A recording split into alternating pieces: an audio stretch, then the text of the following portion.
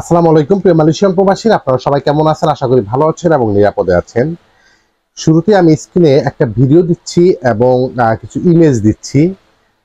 Malaysia এয়ারপোর্টে অধিকাংশ ট্যুরিজমকে ফেরত দিচ্ছে।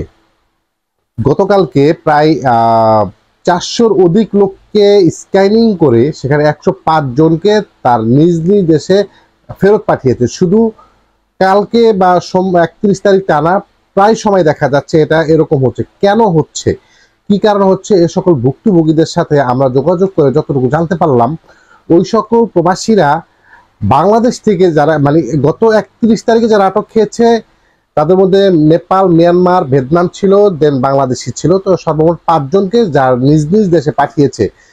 কিন্তু এর আগেও শত শত প্রবাসীদেরকে কেন তার নিজ দেশে পাঠাচ্ছে এয়ারপোর্ট, কেন তাদের ট্যুরিস্টে প্রবেশ করতে দিচ্ছে না মালয়েশিয়াতে?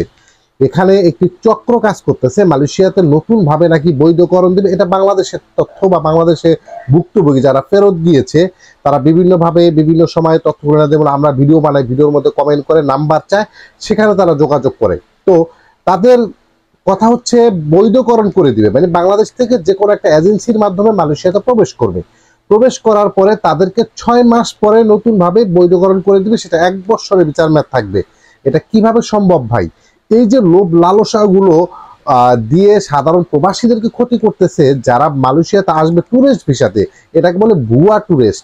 যেমন মালয়েশিয়াতে এয়ারপোর্টে যদি কোনো প্রবাসীকে আইডেন্টিফাই করার পরে কাউকে ছেড়ে দেওয়া হয়, ওই সকল অফিসারদেরকে আইনের আওতায় আনবে, এরকমটাই জানিয়েছে এয়ারপোর্ট কর্তৃপক্ষ। এবং যে সকল ভুক্তভোগীরা রয়েছে যারা বাংলাদেশে ফেরত যাচ্ছে, তাদের একটাই অভিযোগ এজেন্সিদের প্রতি, আমরা ট্যুরিস্টে যাব, কেন প্রবেশ করতে পারলো না? তারা পেমেন্ট 50% পেমেন্ট এজেন্সিকে দিয়ে তারপরে তারা ট্যুরিস্টে আসতেছে এবং ওই ভিসাটা মাল্টিপল 6 মাস মেয়াদ থাকবে। 6 মাস পরে তাকে নতুনভাবে বৈধকরণ করে দিবে মালয়েশিয়াতে। যেমন আরটিকে 3.0 রিকেলেবিসি তেনাকের যা স্বপ্নের দেশে বসবাস করতেছি আমরা মালয়েশিয়ার প্রবাসীরা। আরটিকে 1.0, আরটিকে 2.0 চালু হবে নাকি আরটিকে 3.0, সেই সুবাদে, সেই লোভে, সেই লালসায় এজেন্সিরা অধিক টাকা নিয়ে প্রবাসীদেরকে পাঠাচ্ছে মালয়েশিয়াতে। দিন শেষে দেখা যাচ্ছে ওই সকল প্রবাসী এবং ওই সকল প্রবাসীর পরিবারগুলো ক্ষতিগ্রস্ত হচ্ছে, যেটা আমরা দেখেছি 2023-তে। যাদের 2022-তে ভিসা এক্সপায়ার হয়েছিল, শুধু একমাত্র তারাই বৈধকরণ পেয়েছে 2023-তে এসে। বাট তাহলে কেন 2023-তে শত শত প্রবাসীদেরকে মালয়েশিয়াতে পাঠিয়ে বৈধতা দিতে পারেনি? সেখান থেকে প্রায় 5% প্রবাসীরা এখনো পর্যন্ত মালয়েশিয়াতে অবৈধভাবে বসবাস করতেছে। দেন তারা এখন বৈধতার জন্য হাহাকার, কারণ মালয়েশিয়ার পরিস্থিতি খুবই খারাপ। ইমিগ্রেশন অপরিচিতে হাজারো প্রবাসীদেরকে আটক করতেছে। এটা দেখে তার পরিবার হচ্ছে এখন বিবৃত, মানে এতটাই তারা বিবৃত হচ্ছে, সেটা আসলে ভাষা প্রকাশ করা যায় না। অনেকের পরিবার আমাদের হোয়াটসঅ্যাপ গ্রুপে মেসেজ করেন, কমেন্ট করেন, তার ছেলে সন্তান বা তার হাজবেন্ড মালয়েশিয়াতে আছে, বৈধকরণ দেবে কিনা বা আটক খেলে কি হতে পারে, এই সকল সাজেস্ট তারা নিচ্ছে। আমরা ভালোভাবে খতিয়ে তার কাছে জানতে পারি এজেন্সিরা বাংলাদেশ থেকে পাঠিয়েছে নতুনভাবে বৈধকরণ করে দিবে। রেজিস্ট্রেশন করিয়েছিল 2023-তে, বাট কোনো রকম তাদের ভিসা হয়নি, করিয়েছিল মেডিকেল, সম্পূর্ণ ছিল ফেক। তাদের কাছ থেকে টাকা নিয়েছে 1,20,000 করে, এরকমটা করেছে শত শত প্রবাসীদের কাছ থেকে। তো এখন আমার একটা কথা হচ্ছে, যে সকল প্রবাসীরা মালয়েশিয়াতে এখন প্রবেশ করতে চাচ্ছেন ট্যুরিস্ট ভিসাতে, আপনি সরাসরি ট্যুরিস্ট ভিসাতে আসতে পারেন। আপনার নসিব ভালো হলে, ডকুমেন্ট ঠিক থাকলে আপনি প্রবেশ করতে পারবেন, ইজ ডাজেন্ট ম্যাটার।